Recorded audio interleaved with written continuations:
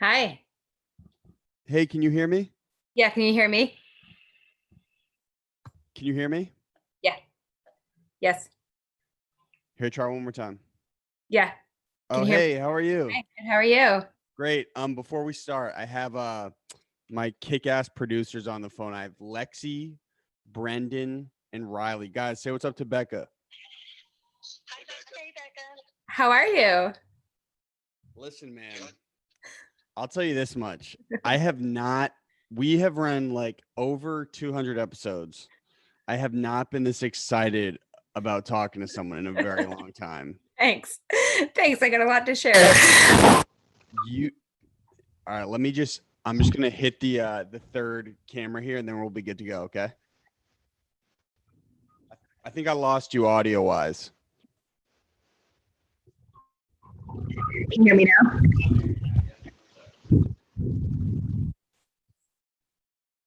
How about now? Can you hear me? Yeah, we're good. Perfect. Hey, I'm Connor. Nice to meet you. Nice to meet you. We're living in a strange world, man. Normally we would just have you to the studio. Where are you, Belmont? Belmont. Sweet. Yeah, so as I was saying, like we have a variety of people on the show, like ranging in every single industry. And when I talked to your sister last week, I thought she was like totally bullshitting me. I Yeah. thought she was like, yeah, my sister ran like 7 marathons on 7 continents in 7 days.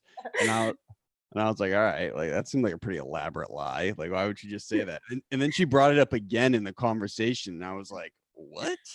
And so I give you a Google search and like you've just done the craziest stuff ever. Thanks. Yeah. Before we move on, can you just give a quick synopsis of who you are and what you do?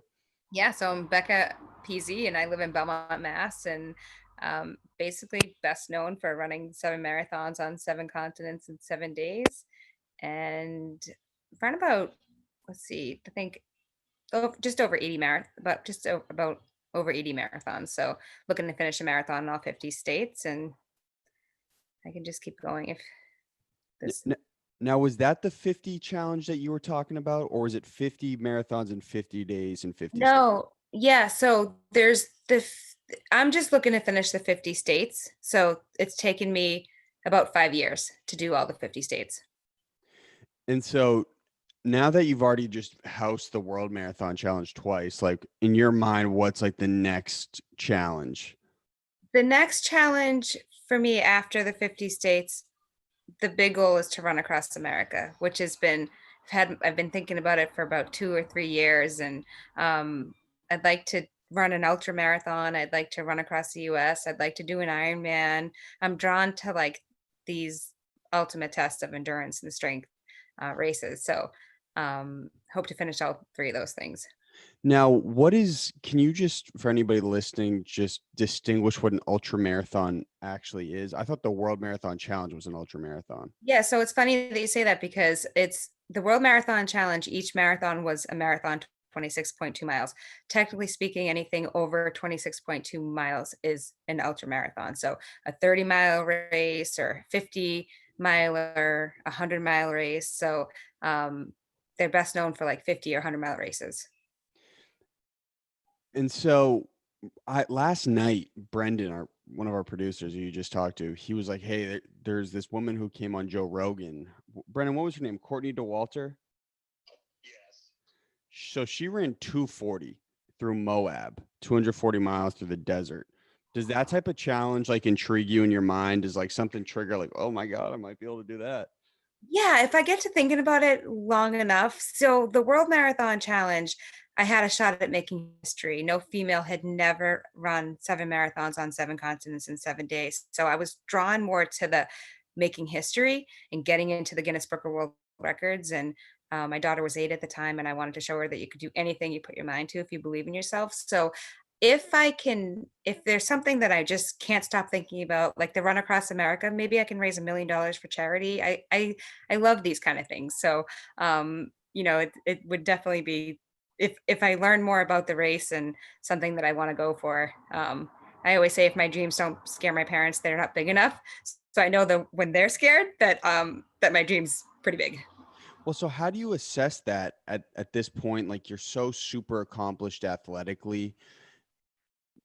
How do you set the bar for yourself to like go a little bit harder? You It's know what I'm hard. saying? Yeah, I It's know like exactly what you're saying. like you And it's hard. plateau after a certain point. Like what more can you really do?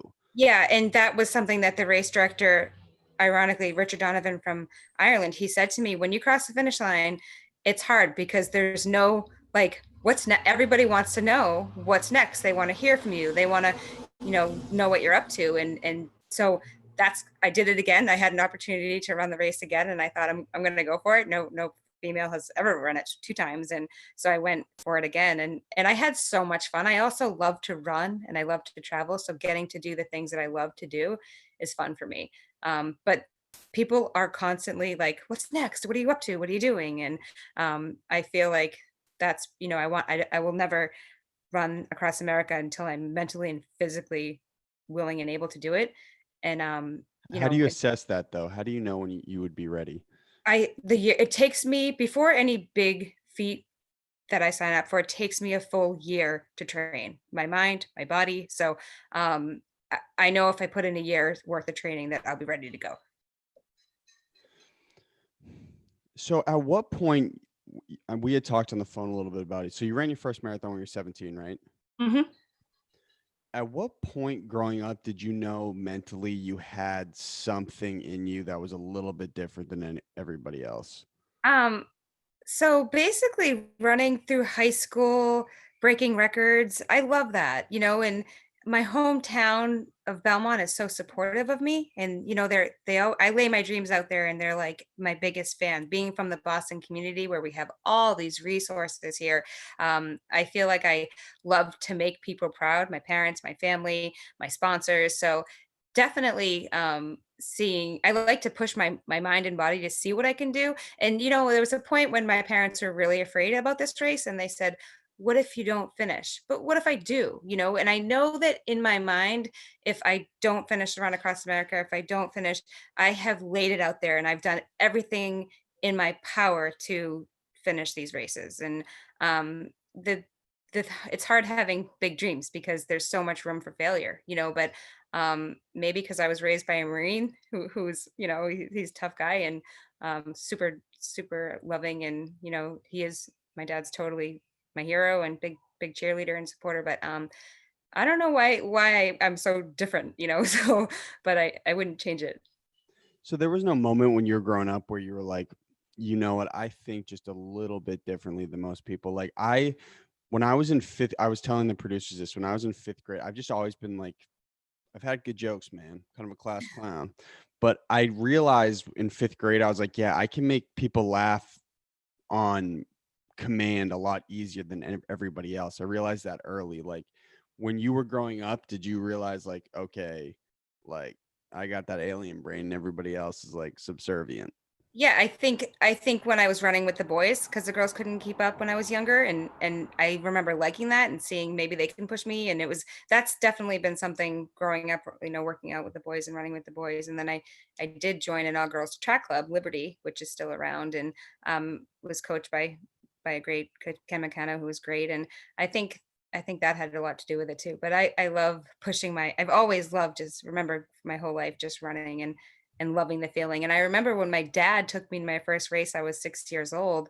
And I remember getting in the car and it was 5 mile race. And I won my age group. I think I was the only one in my age group, but I won my age group. And I remember I got all this like Bay Bank swag. And it was like this bank, kind of like Bank of America back in the day. And I remember thinking, this is awesome. Like I can win stuff. And like it didn't occur to me that I was the only one in my age group, but I love the feeling and getting a scholarship in college and I just love that.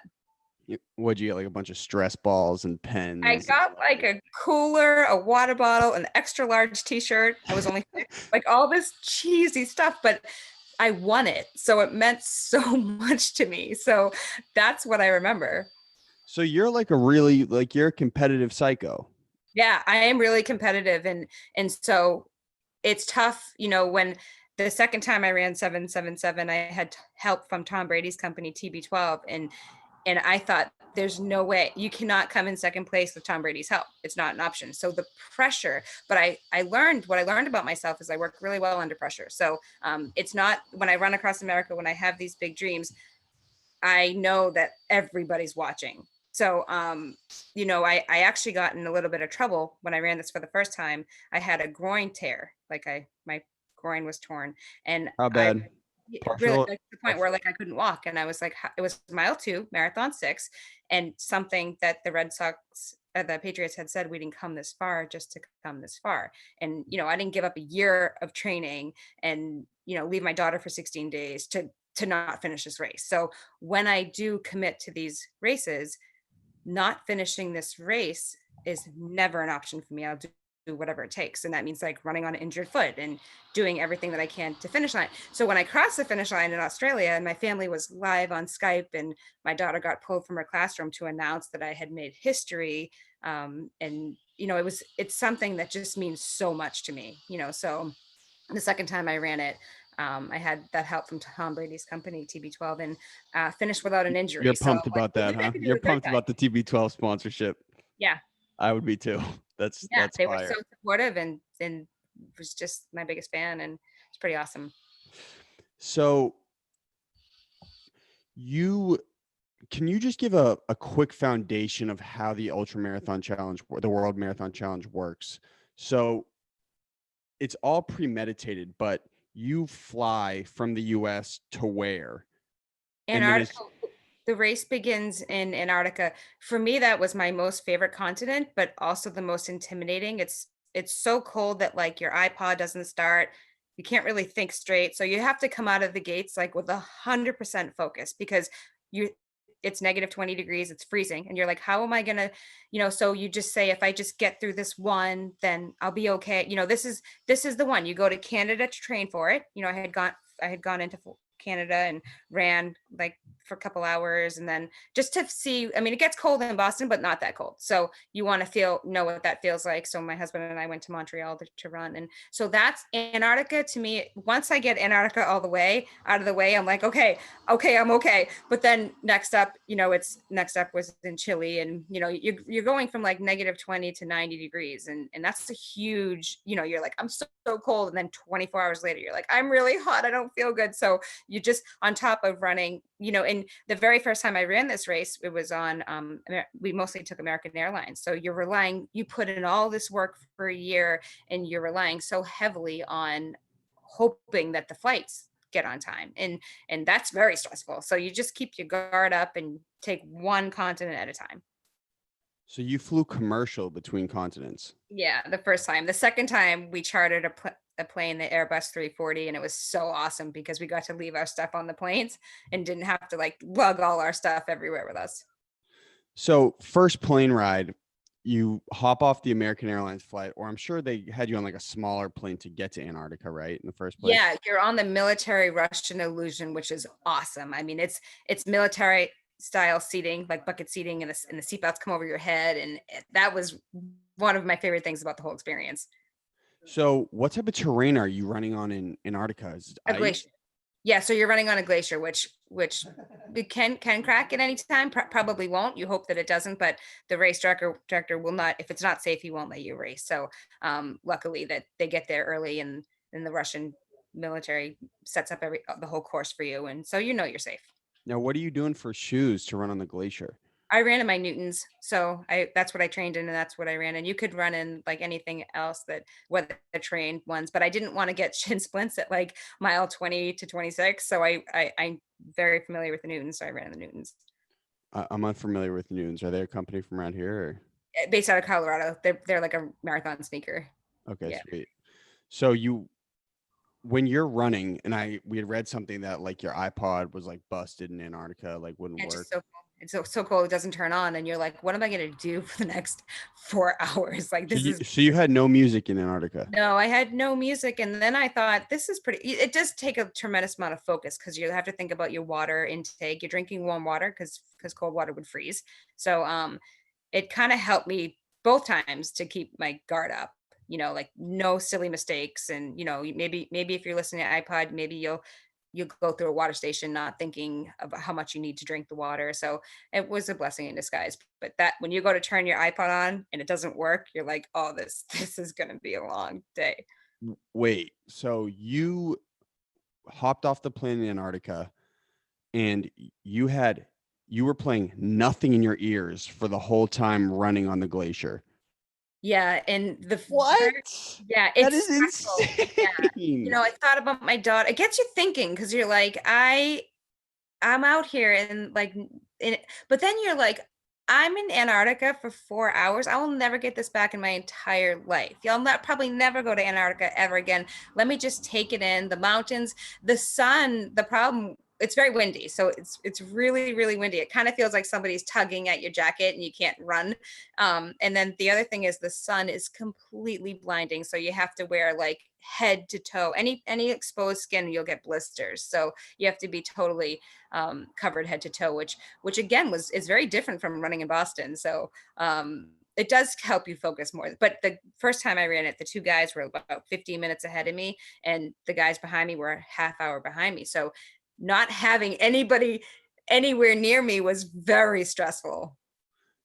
Now, what's going on in your mind when you're trekking across the glacier, no music? Like where do you reach in your mind? Are you like thinking of your past? Are you like thinking solely the race?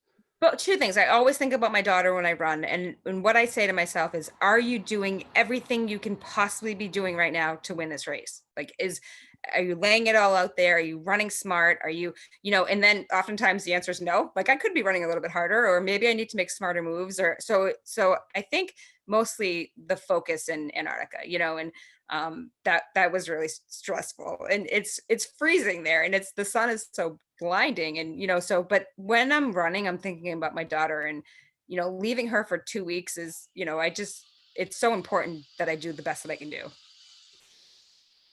So you are solely thinking about your daughter and then the terrain and the course for the 3-4 hour period. That's it. Yeah, And yeah, you that's it. all you do is hear yourself breathing. Do you see any animals along the way? Do you see anything like No, there were no animals, and it was a 10K course that you run 4 times. So if you're gonna drop your gloves, or if you're gonna drop a hat or something, you're gonna go 6 miles without it. So you need to start thinking at like mile 5, or you need to start thinking well into because then once you drop it, is it going to be wet when you go to pick it up the next loop, or you have to like think about that kind of thing. Like there's only 4 water stops, so you got to be sure.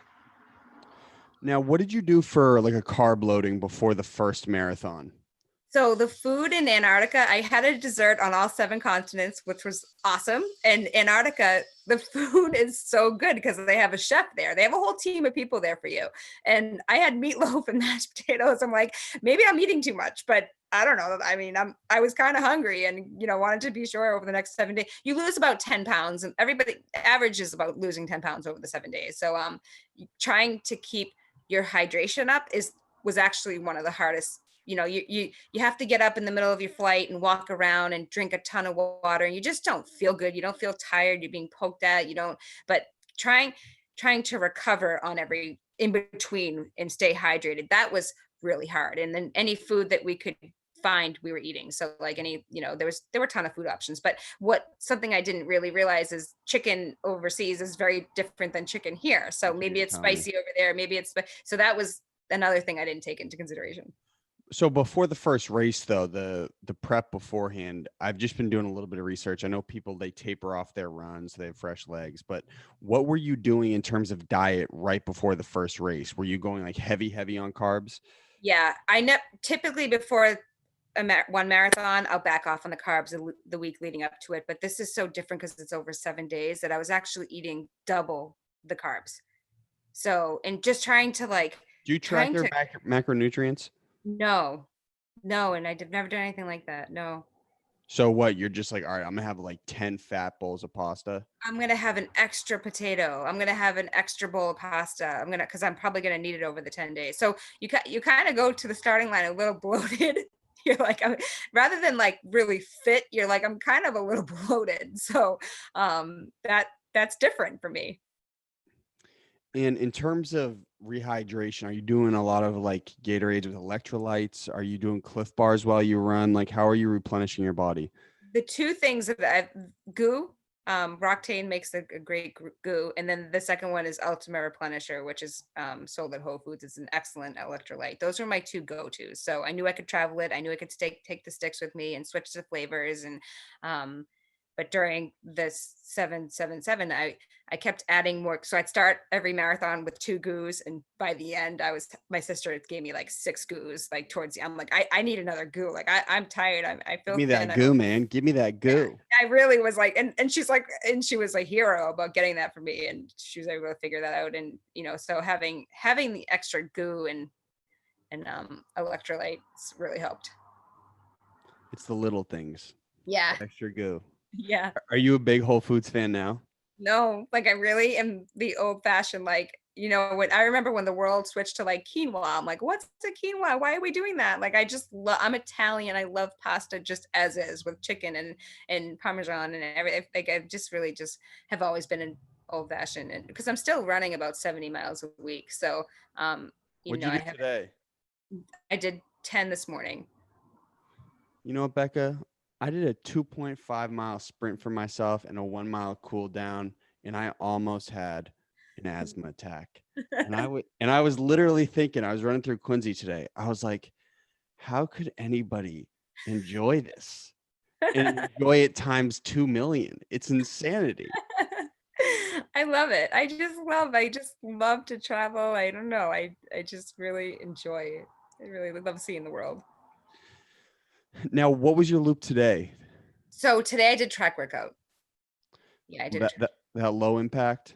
Yeah, and we did 800s just, because the thing is, so today was when you re-sign up for Boston, and it's going to be virtual and very different, but you have a 2 week span in September to run the Boston Marathon if you've qualified. And obviously they can't have the Boston Marathon this year. So that's kind of devastating, but we're going to run it virtually in September, and it's going to be awesome. And so I know that I'm still training just to stay in repetition, but I know that there's going to be a marathon some point, and hopefully in the near future, but I want to be fit and ready to go when I run it. And who knows when it's going to be, but I've been a year and a half without a marathon. This is the longest I've ever gone in my life without running a marathon. So I like to run between 7 and 10 a year, and to not have that, it's frustrating.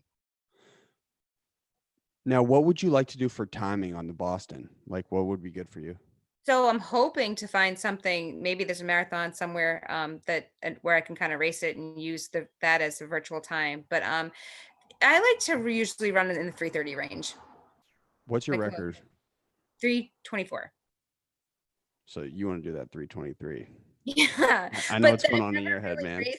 Yeah, I've never raced a marathon. Like I've never haven't. I always, because I run like 10 a year, 7 to 10 a year, so I'm pretty tired when I go to run a marathon. But as long as I can I want to keep my Boston streak. I've run 18. This will be 18 for me, and I want to keep that streak going and finish the 50 states, and then maybe race a couple marathons. But Now, if you really sent it, do you think you could go under sub 3 hours? I think Kristen can. My sister could if she did. But yeah, I mean, maybe in my college years I could have. But Why? um, Kristen's faster than you? Kristen's so fast. She's like a 3:05 marathoner. I'm like a 3:30. What's in your guys' gene pool, man? Did you guys just grow up like beating the shit out of Yeah. each other in your house? Yeah, we just grew up running. My dad was I remember saying to my dad, I don't want to bike, I want to run. And he was like, okay, let's run. And, my daughter's a big biker, and we got bikes, and she's hasn't said that yet, but that's okay. Okay, so just peeling it back a little bit. So you, after the first Antarctica race, you finish it, and then you fly to like a mountainous range in Chile.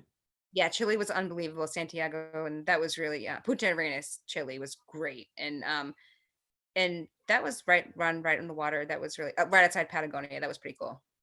Now, I frequently, again, can't even compare myself to you, but when I'm running, obviously your brain has the moment where it's like, all right, it's time to quit. Like, it's time to slow down. It's time to stop. How do you assess that when you're running? I And don't. like, I still not until I cross the finish. Whenever I sign up for any race, 5K, marathon, I envision in my training me crossing the finish line, like what that's going to feel like in another state, in another country, down the street, and I don't stop until that I hit my goal. I mean, luckily I've never been so badly injured that I have a high tolerance for pain until I don't. And when I don't, I just don't, so I try and just keep my focus and guard up and envision myself in my training. The more I do it in my training, the more I want that feeling of crossing the finish line with my hands in the air, or next, maybe my daughter runs the last 100 yards with me, or so. That's what my goal is, to like finish the way that I trained, and in my training, I can adapt to this model, get comfortable being uncomfortable, and you'll make it. And that just means like doing things all the time that you don't feel like doing. Maybe you're running twice a day, maybe you're running at 4 a.m. So once you adapt those things, then that's your new normal. But how do you assess the voice when you're running that's telling you to quit? Obviously, you don't give into it, but like, what is your internal conversation? Oh, I think about like telling my daughter I didn't finish, or I didn't win, or I didn't, and the heartbreak, like I think about like, but I always tell her, I don't want to put the pressure on her, that I want her to feel like she's done her best. So I always just say, when I went to run the volcano marathon, I kind of embarrassed myself. Like it was at 15,000 feet altitude. I got out of the Jeep and like at the top of the mountain, and I like fell onto I could not, even though we went out there early and I ran at like 10,000, when I hit that 15, I thought I was going to collapse. And I Where's felt like, this? it was in Santiago, Chile. Oh, so you're saying this is part of the World This Marathon was not Challenge. part of the 777. This was called the Volcano Marathon. This was a completely different race that I actually wound up really loving, but I didn't win. And I came in second. I didn't do so bad, but I didn't win. And I don't like that feeling of telling my daughter that I didn't win, but I did everything I possibly could. I thought when I was running, I was at like mile 20. I'm like, this is going to be my first, did not finish, and everything was going through my mind. And I just remember like the altitude, it started at 15 and it only went down to 13. So it's not even like it went down to 5,000 feet. It was really, really tough. And sometimes life doesn't go your way, and that's okay. But I did the best that I could do. I mean, there's no altitude in Boston, so it was really hard training and go. I don't know why I thought I could run this race, but I did the best that I could, and that's okay. I definitely felt stronger for finishing it, but But you want to go back and do it again to win. the race director was like, come back and I feel like you could do it a lot better. I'm lucky I didn't die. I had the time of my life, but that's scary. 15,000 feet. That's so high that like I was delirious. I was like foaming at the mouth and didn't feel good. But I like those. It was one same race director. So I really love his races. And he has the North Pole Marathon, which is -50. So I'd like to do that someday. These people who like stress out about Heartbreak Hill, you must be like, you are so soft. These races definitely make you, even still when I go to a marathon, I'm like, pull it together. It's just one. You're just running one together, one today. Just pull it together, So, but I love to like see what I can do. All right, so Chile's done, and you were comfortable with that race. You eat as soon as the marathon's over, on site or on the plane? Right across. So when you cross the finish line, like you go, it's all hours of the day. So you're not running every day at 8 a.m. You're running whatever you get off the plane, and you have an hour to like adjust. And but when you cross the finish line, chances are right across the street there's your hotel where you kind of shower, regroup, and get organized. And then they had food open 24 hours, so you eat there. Now, what is your sleep schedule like in the 7-day period? You're averaging about 10 hours flying per day. So I was able to sleep no problem on the plane. So I slept between 7 and 8 hours a night without a problem. People said, how did you sleep on the plane? Well, we just ran a marathon. We were so tired that we slept. So but then like when you have to get up every couple hours to like foam roll and hydrate. And so that was tough. That was like, you kind of would like get up and move around, then you're like, okay, no, I need to stand up and go to the bathroom and roll up so that you don't want to really, really stiffen for 8 hours. Cause then every marathon, I'm like, okay, just get to mile 4 and then your body will be warmed up and you'll be ready to go. So you're waking up from a nap on the plane and you're taking out a foam roller in like the aisle and you're rolling out your hamstrings and. Yep. Wow. Yeah. And the seats laid flat down into bed. So you were able to like roll like pull your leg back or like stretch out your body on the bed as well. Okay, so from Chile, you go where? Miami. So you had the home course advantage being a number three. They switched the routes the second time. So the second time I did this, we finished in Miami, but having it third was really awesome because you had that like home course advantage feel. You know, you're back in America. That was real. I was drinking Starbucks and eating pizza. It was great. My Was it whole in the family was summer? there. No, it's in January. So Okay, I was gonna say Miami in the summer is like yeah, ridiculous. that would be tough. Yeah, that would be tough. So it was perfect conditions. Like I remember being like tank top and shorts and feeling totally comfortable. And then you head to Europe or Africa? Madrid. So Madrid was at next in Europe. And the problem with this race is Madrid and Morocco were two marathons within 12 hours. So I started the Madrid marathon at 11 a.m. and was towing the line of Morocco at midnight. So I'm like, just get through these two back-to-back marathons and you'll just have Dubai, in Australia. Does the race So designer specifically do that right in the middle to like really challenge the runners? no, I think he would do opposite. I think that we have no time. So that's exactly why we had to run that one back to back just to get to Dubai and then to Australia. Now, was there any moment when you're on the plane and you're flying from country to country where you're like, all right, like I really am just tapped out, or are you like pumped the whole time? Yeah, no, you're tired. Yeah, the thing with these type of races, which I didn't really realize, your highs are high. You're like, I just ran another marathon. Here's another awesome medal. I'm having a great time.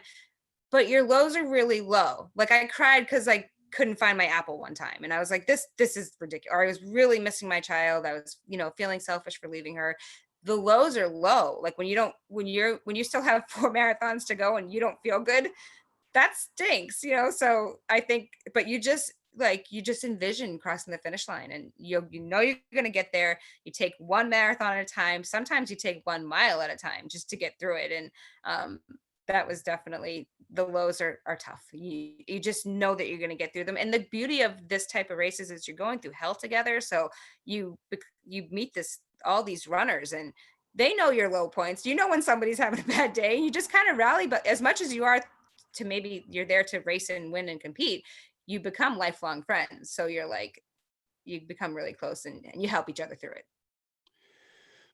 Okay, so it was race 6 where you tear the groin, right? On the first Yeah. one. Mm-hmm. Did you feel it split? It felt like somebody took a knife and stabbed me in the groin with it. And ironically, I had just gotten off the phone with my parents and I was like, we're good. Like I just run these 2 more. Like I really started to feel the light at the end of the tunnel. I'm like, we have Dubai. It's a beautiful day in Dubai. There are spectators out there cheering us on. And I remember being at mile 2 and it just kind of felt like a stabbing knife. And I knew right away, I'm like, what happened is it turned black and blue. So they did like a travel, like ultrasound thing. And they said, you've torn it. And I thought, oh my God, but there wasn't, we were concerned that it might be a blood clot and it wasn't a blood clot. Thank God. So I was able to, so when I crossed the finish line, I had 1 marathon to go. And I was just thinking, you have a 12-hour flight to Australia and the airline stewardess, she was like switched out my ice pack for me when I fell asleep. That was the lowest point where I was thinking, I cannot run. How, like you said, people lifting up the cars, like you just do it. And I thought I can spend 4 hours in pain, or 40 years explaining to the world that I almost did it. The 2 American females that tried to run this race, that were stopped at marathon 6, because they were so badly hurt. Wait, So so it was the start of the 6th marathon where you tore it though, right? No, I was at mile 2. So I was like into the race. Like I started the race. I remember talking to my parents and just saying like, I feel good. Everything's great. Talking to the sponsors after every marathon. And it just gave out. So But you when still had all of 6 and 7. all of 6 and 7, yeah. When I was running at marathon 6, and I remember just thinking, I was taking painkillers. I don't even take painkillers. I was taking like they were like handing me painkillers, and I was taking them because I was so desperate, and I didn't know what they were. But I knew that I was in trouble. Like I knew that I had to do whatever it took to finish. And when I crossed, so when I really didn't know until I crossed the finish line, like how badly it was. I was like, I'm in pain, and then when I crossed the finish line of marathon 6. and I had one to go, I'm like, I will walk this thing. I don't know what to do. Like but I'm gonna finish. So they were giving you painkillers, like what? They were like Oxycontin or like I don't Vicodin. even I still don't know what they were, but they weren't Advil. I don't know. I don't know. And it definitely was not my proudest moment. I don't even take Advil now. I don't take anything. I just like to just work it out, and so but when you're desperate, you're desperate. So I was definitely thinking like if I can finish this race or and these are doctors, these aren't people that just are off the streets. I fully trusted that they would know what to do. What was your pace on the 6th and 7th? It was right under 4 hours. So You're a sicko. You're I a like sicko. I just wanted to get it done. And so I remember like arriving to Australia, I hadn't seen my husband in like 2 weeks, like probably 2 weeks. And I was like, he like threw out his arms and I was like, I can't even walk. Like, I don't know what to do. And so when I was running Australia, it was super frustrating because I was like, in my mind, I had never had an injury like that. Like nothing has ever stopped me from, I haven't felt good and things didn't, but nothing like that. Like I really couldn't walk. So I'm like, I got to figure out how, but I got this email from this doctor at Harvard and he said, run with your toes facing all the way in. You're going to take the pain off your groin and you'll be using other muscles. So I did that and it really, really helped me. And I'm like, how can these people all over the world be rallying for me? Like he took the time out of his day to like email me and be like, my name's Dr. Brown. I hope you get this email. And it was like, it meant so much to me that I was, even the airline stewardess who like changed out my ice pack because I was crying and, like, it's like these people are like rallying for me. Made me feel really good. But was it still excruciating in 6 and 7? Yeah, like it was so bad that my bottom lip was quivering on its own. It's like it was so painful that like you can't think straight and you just can't, and you just envision like I'm gonna cross the finish line. I've put in so much hard work and dedication to this event that like and I'll pay for the when I crossed the finish line. It was awesome. Like my parents were live on Skype and my daughter was watching. Everybody was watching, and it made me feel really happy and like I just triumphed, and so Are you but like looking back on it? Are you like kind of pumped that you tore your groin because you're like, damn, this was like a really come from behind well, story? yes and no. Like it really made for a miserable experience during and scary. Like I wish it didn't happen, but and also it doesn't really do well. Like when I tell kids, listen to your body. Your body will tell you if you need a break. So when my friends call me and they're like, "Oh, I had a shin splint, but I ran through it." And I'm like, "No one's proud of you. Now you're going to be hurt and you're not that was not a good idea. You shouldn't be running." But like I did it. So people were like, "Well, you did it." But I had a world record at stake. Like the Guinness Book of World Records was at stake. So I was like, it's different, but it's hard for me to say, oh, well, I did it, but you don't do that. So, I don't recommend, I highly recommend listening to your body and, your body will tell you like, I need a break or go, you feel good, go. So when I had the help the second time, it, I crossed the finish line and it was awesome because my daughter ran the last 100 yards with me and I ran 2 days later. Like I got home to Boston and I just went for a little run and I was like, With the groin tear. no, this was the second time. The Oh. first time I was out, I could not run for 30 days. So I think that the run across America is probably going to be a lot like that. I'm going to get at some point over these 54 days, I'm going to get in a lot of trouble and something's going to hurt a lot. And during the 777, like one runner, his feet were so swollen, he could not run with sneakers. And like one runner had severe back issues like this, putting a lot on the line, so I think I think the run across America is going to be a lot like that. Are you like a masochist, do you think? No. Yeah, I mean, I definitely am. People are like, "You're crazy." I'm like, "Oh, certifiably." Like, no one's arguing. Like that, I am definitely as crazy as. But I think it takes a lot of crazy to do these type of things. Absolutely. And I love that. And I feel you on that. I'm nuts Yeah, too, like man. I yeah, love yeah. I mean, people are like, I mean, then you get the people that are like, I mean, I was in Wall Street Journal, Sports Illustrated, all these things, and people are like, well, you're not curing cancer, you're not saving the world. But I didn't like that's hurtful to me because I'm doing the best that what I'm most proud of. So like I have a children's book and the proceeds go towards my foundation. We've given over $30,000 in my foundation to high school kids, and I have a 5K race, and graduating seniors, and that makes me so proud to be able to give back. So while I'm not saving the world and I'm not curing cancer, I'm super proud of my foundation and Wait, being. I don't really understand what the critics, what their It's argument is. I think that's the hardest part of being who I am is I think people just don't like your dreams, and I think and that's okay, and I think that's but reading the comments was like one time I like cried myself to sleep and I was crying and my daughter came out of the room and she's like, "What's the matter, mom?" And I just stared at her because I didn't want to say that. Like one person was like, "I think that you should hang yourself," and I was like, I've never wished that on anybody, but that's and that and like I was so proud to have the Wall Street Journal, like, but the comments are like, and how could I couldn't tell my daughter, so I just stared at her and she was like, I are you happy crying? I'm like, yep, that's what I'm doing. I'm happy crying. That I'm following my dreams and living my dreams, and I never had the heart to tell her that like people are mean, and that's what's really hard about having big goals and big dreams. People are they don't like them, and many like the biggest compliment. I don't understand the argument though. Like Yeah. what's their stance? Like you don't deserve this attention because all you did was run?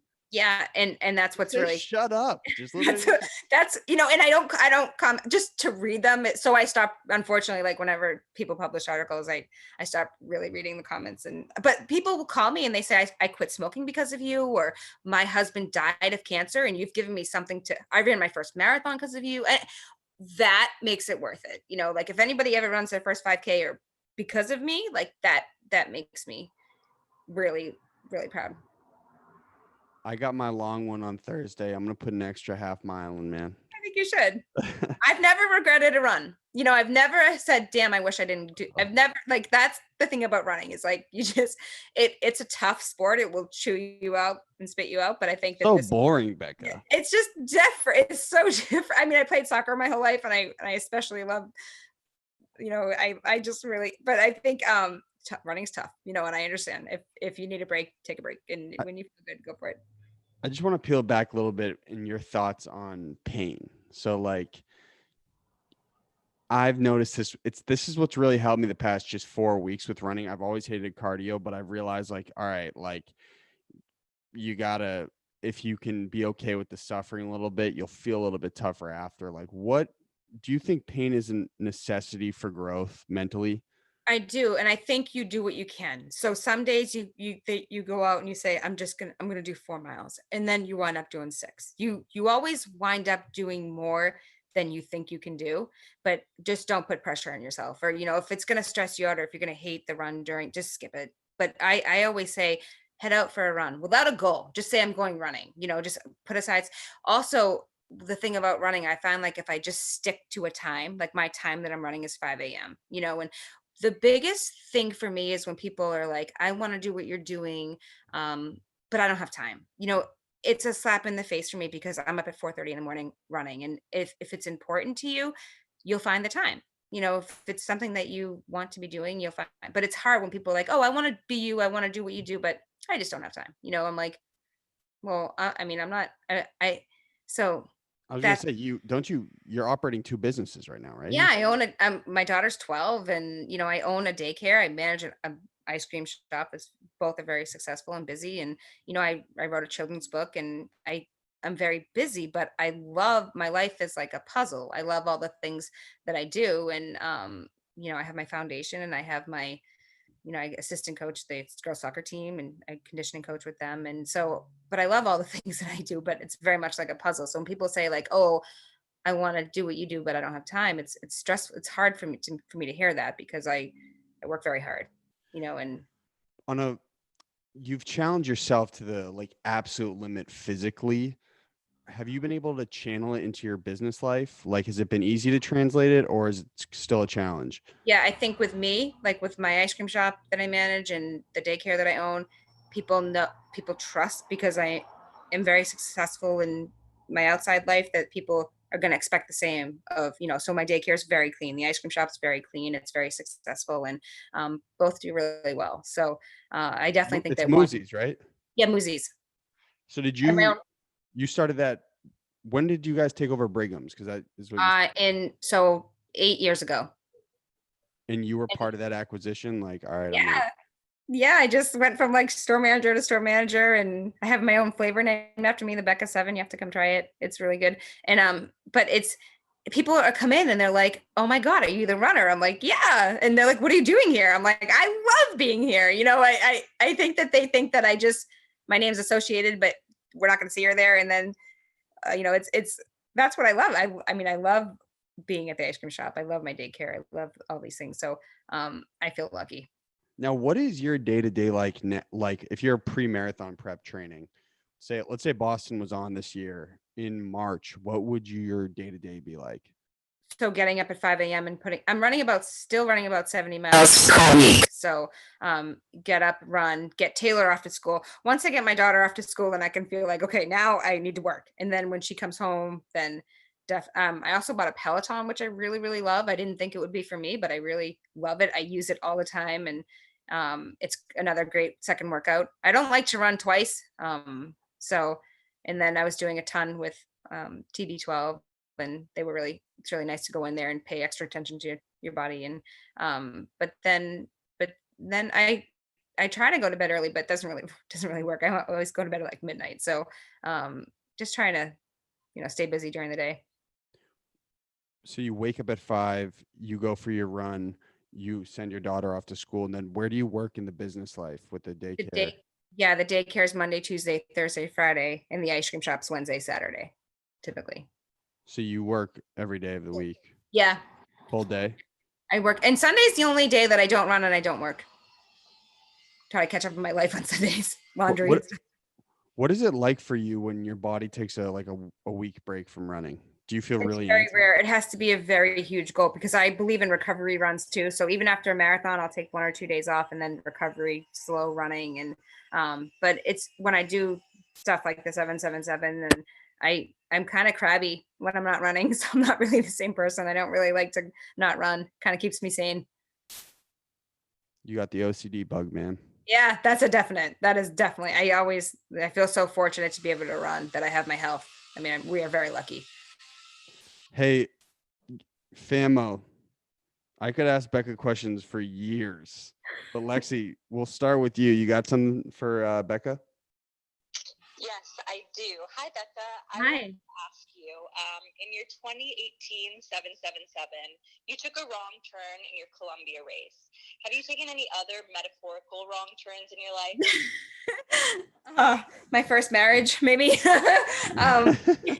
So yeah, other you know what, like sometimes life it doesn't go your way. And no, college was awesome. I went to college in North Carolina. I absolutely love the experience. They are Where'd my you biggest go? fan. Yeah, in Mars Hill University outside of Asheville, a big running school. We went to nationals, got the rings and the titles, and I have no regrets. Even I joke with my marriage, but even I have no my first marriage. I have no regrets, and it's all a learning experience. And you're gonna make so many mistakes in life, and that's okay. When you make a mistake, just brush it off and own it and move on. Well, what are your mistakes? Like Um, we talked about a lot of W's today, man. Trial and error. Sometimes you get life really wrong, or even what's hardest for me is raising my child and not really knowing. We are so close, and are we too close? I don't know. You just kind of trust that you know what you're doing. And you could read all the books in the world and you can do all the things in the world, but just trying to um just Is live your balance really hard for you? balance.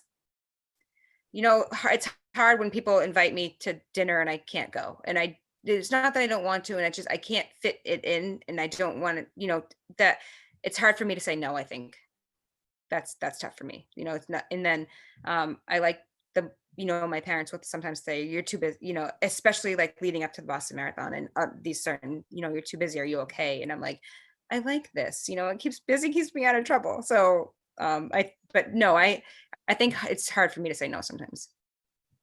Dude, you're gonna live till you're like 280. I hope so. That's I hope another I'm, record. I hope I'm with you, man. I gotta join your running club though. Hey B, Yeah. you wanna ask Becca a question? Yeah, hey, Becca. Hi. So I'm totally amazed by your mental fortitude, but I just wanted to ask you about footwear because there's this famous example in Mexico of a tribe that runs barefoot and they excel at ultra marathons. Have you ever tried running barefoot, and like what goes into your shoe selection? No, so I was lucky and I'm fortunate enough to be partnered with Newton Running, and they make a great stability sneaker. And I know with all they are a marathon sneaker, and I know that all the miles that I'm going to be running, I've never see. I'm like such. I've been running since I was 6. I'm 40 years old, and if it's not broken, like I'm not going to fix it. So that's even like the change in my diet and the keeping up with the Joneses. I don't do any of that because it's work for me. So eating all that I want to eat and running in the sneakers I want to be running in, it just works for me. So I don't then many of the people my friends have moved to what are they, the Vibram sneakers, and they're very happy in them. But and many have run the 777, although you can't run in Antarctica because your feet will freeze. But the Vibrams, and they were very happy with those. So I've just never gone that route. And until I'm injured, it takes like an injury for me to really switch something up. Right now, do you think you could just send it and play pro sports? Probably coming out of college, but probably not now. I don't With know, man. Like you're in such ridiculous shape that you might be able to play women's soccer. Well, I do love soccer, and I love, but I think I could be a real good ultra marathon runner. And I think that I would be good in an Ironman someday because the endurance is there. Um, but the In a thing, ball sport, though. yeah, going pro. Oh, well, yeah. I mean, I definitely. So in college, I walked on the soccer team because they were when I would play intramural, they're like, "Who's this girl that when the whole everybody I can score all the goals at the end when everybody else is tired because of the endurance." So I was able to score many goals. So sometimes in college, I would go to a race in the morning and then have a 4 o'clock soccer game and be able to score goals at the second half of the game because everybody else was so tired and my endurance level was still really fit. So I do miss soccer. I definitely do, but no, I don't want to move to I love the town of Belmont that I live in. I don't want to move and definitely don't want to put that much work, so I'm I happy know with you're all. saying, but do you think athletically and also mentally right now, like if you really wanted to put your mind to it, you could play in a professional women's soccer league? Yeah, I would love to. I love soccer. I would That'd be definitely. I don't sweet. know if my skill level is there, but I definitely would love to. I'm like drawn to that type and really competitive. I think between being really fit and really competitive, but I'm trying to put that all into like the run across America, which is I've never had a dream so big for me that I'm afraid to tell people. Like that's something that I'm afraid to tell people because there's so much room for failure. Now, how does that run work? The world record is 54 miles a day for 56 days. So essentially a little over 2 marathons for 56 days straight. Yeah. Yeah, that's the world record. When do you want to do it? 2021. Like to do that. I mean, we have the resources to, I have a team of people and Did to you get it look done. up James Lawrence when I sent you that thing? No, I didn't get a chance to yet. He did it. Yeah. And And then he broke his like feet, his body fat got to like 1%. Well, actually, no, I think he did an Ironman in every state, I think. yeah, I think that's what he did. And Pete Kolsnick and I talked to him and he said it's a long 60. He did it in like a 30 something days and he went 64 miles a day, something like that. He said he has no regrets in doing it. It was a time of his life, but it's very stressful. Now, one thing I saw on the Joe Rogan podcast with the woman Courtney is she said when you really reach like the physical apex of your races, you can sometimes hallucinate. Has that happened to you? Yeah, yeah, that happened to me when I was doing the volcano marathon, and literally, like, it's an out of body experience. Like, you just can't even think straight. And that kind of happened to me in Antarctica too, where you become delusional. You're like I thought I was hearing things, and I was like, well, I'm not hearing things. I just can't. It's so cold, I can't think straight. So that's exactly like another thing. So but Like, what were you hearing? I was hearing like pin drops, but like there was nothing around me. So I remember looking. It kind of sounded like those little triangular musical things, and I'm like, what was that? And I would like look around, and there was nothing around. So you kind of become a little delusional when you're running like that. And so, do you feel like your training now is primed for the cross country? I think that everything that I've done leading up to this point um, is definitely on the right track, but I will definitely need to be running 100-mile weeks at least, for a few months before rather than when I hit the 100-mile weeks, I was doing that like once every like couple weeks, but I'm gonna have to start doing 100 and like a bunch of 24-hour races too. And Just to, how does sleep work for that challenge? so it's all you're running and sleeping. That's it. Running, sleeping, eating. So there's just like the 777, except no flying. So Jeez. I put a team together. My team just won Dave McGilvery's. We had virtual race across America. We won it by like 700 miles. And that was fun. But like it was fun because you kind of got to watch it, like they'd be like, good morning, you've woken up and you're in whatever, what state. And you're like, okay. But thinking about being in a state for so long is kind of tough. But I'll have to like run across Massachusetts to see what that feels like. Maybe run to Canada to see what that feels like. Growing up for you, was it hard for you to get along with other girls? No, because I think my personality, like I just want to be friends with everybody. So I think I got lucky that all my friends actually were very supportive. Back in the day, Were they like competitive though? not really. Yeah, not we were more of I mean, I did play soccer, so you're more of a team than competitive. And I had a real good friend, a running friend too. And we always went to races together, but it was fun to have her support. We were in different events. So that was nice too. But no, I just remember my friends, community, family being really supportive, even though my dreams are like absolutely crazy. And I knew that I wanted to run in college and after college. I think your audio just cut out for a sec. Sorry. Yeah. So There you go. Hey Riley, you want to ask a question?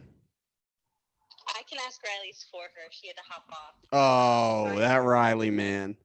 Riley wants to know, Becca, have you ever experienced doubters because of your gender, despite how clearly talented and motivated you are?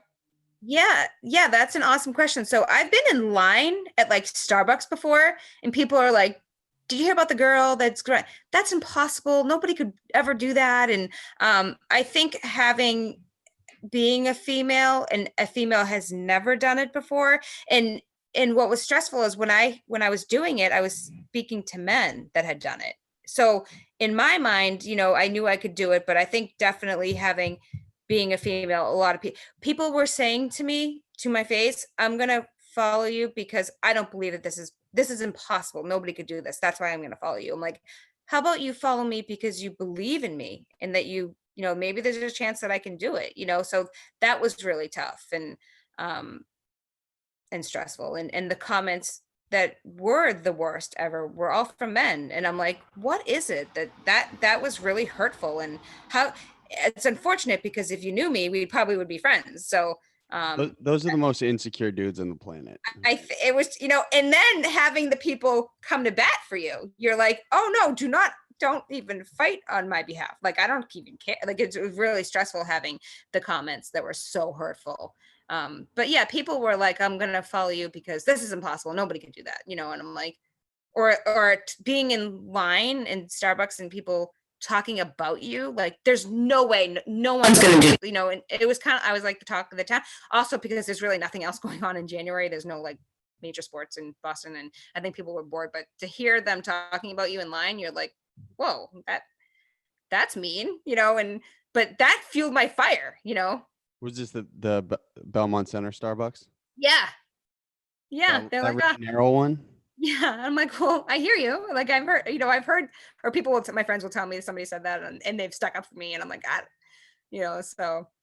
So that's so interesting to me that it affects you, like the negative comments affects you like that. Are you fueled more by positivity or negativity? Yeah.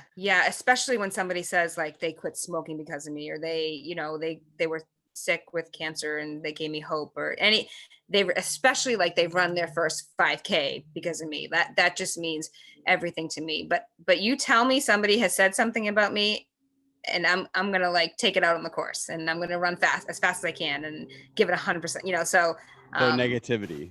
Yeah. I'm the same way, man. It's just Yeah. like things could be going so well, but I feel like I don't really kick into like a another gear with anything I'm doing unless I have some sort of hate. Yeah, and that's the thing. Like when I got lost in Colombia, and nothing will scare you like being lost in Colombia. I was like, my body like wanted to break down. I ran an extra mile, and I was like, and everyone's like, it's an extra mile in a 160-mile race. Who cares? And I'm like, I am gonna throw down in this last race. I was just fuel. I was like, I'm gonna throw down in this last race the second time in the 777.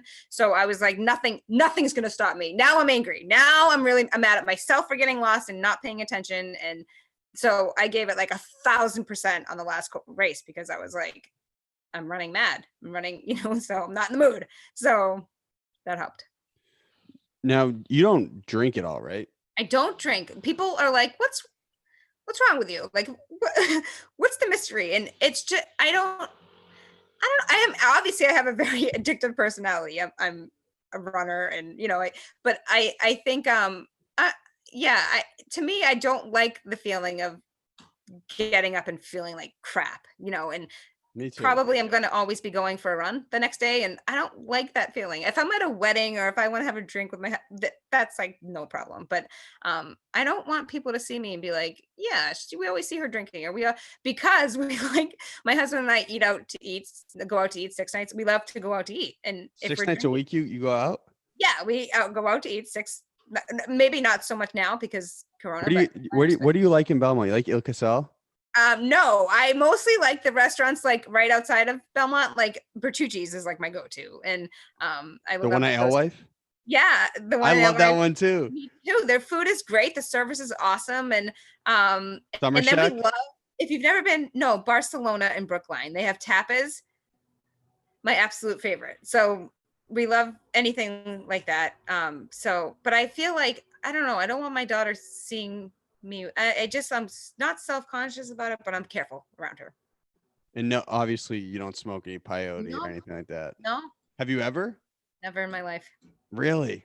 Yeah, and very, it's definitely something I'm proud of. And yeah, I definitely I'm just always been super careful, and I get my highs from running. I always have.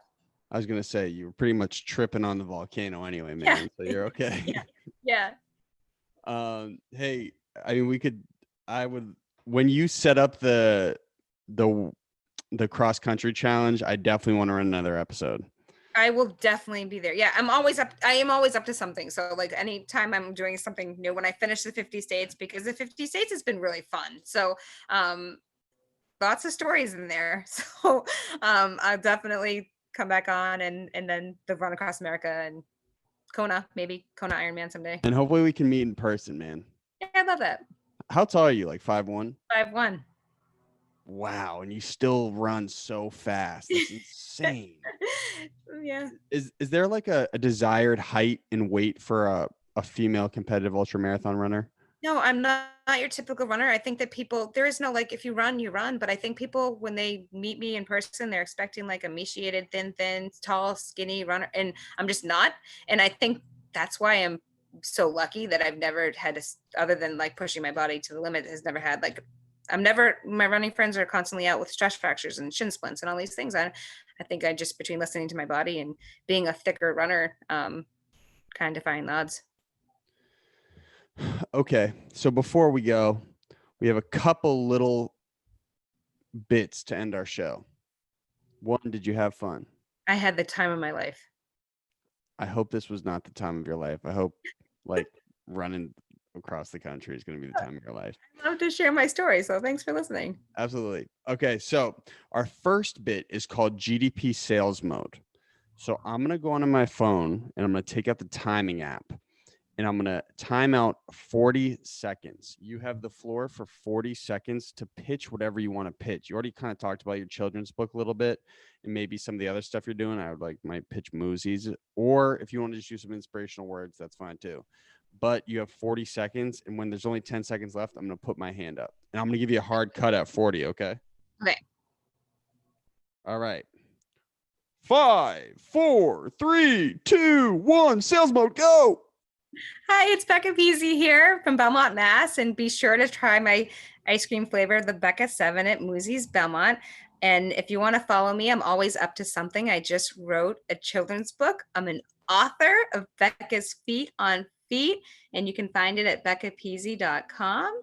It's a children's book for early readers, maybe 7 to 12. And follow me at beccapizzi.com, and I'm on Facebook as well, and running my 18th Boston Marathon in September. So hope to see you soon, and reach out if you have any questions. Well executed. 35 seconds in the 40. Good work. Okay. This is how we start and end the show. You say hi, your name, and this is my golden hour. Directly after, no break, hi, your name, and that was my golden hour. So it's this is and that was. Wait, so what do I say? This So is Becca. hi, I'm Becca Pizzi, and this is my golden hour. Then hi, I'm Becca Pizzi, and that was my golden hour. And I would dress it up a little bit. I would say like ultra marathon runner, badass, kick ass in the world. Hi, I'm Becca Pizzi, ultra endurance runner, and this is my golden hour. Yeah. So should I? Hi, I'm Becca Pizzi, and that was my golden hour. Well executed. That was perfect. Hey, I'll probably just drop it off when my father lives in Cambridge, but I want to get you and your daughter a sweatshirt. Oh, awesome. Absolutely. sure. Could she wear a small? Yeah. Okay, sweet. Could you wear a small? Yeah. All right, we got a plan, man. Hey, thank you so much. And I think, hey, Lexi, when do you want to drop this? Can we drop Friday or Thursday? Let's do Thursday. Thursday morning, we're going to drop this. Perfect. And, That'd and be we'll produce a bunch of clips so you can share whatever you want. Okay, that sounds great. Hey, thank you so much for doing this for us. Thanks for having me. All right. Hey, we'll talk soon. Thank you. All right, sounds good. Okay, bye. Bye.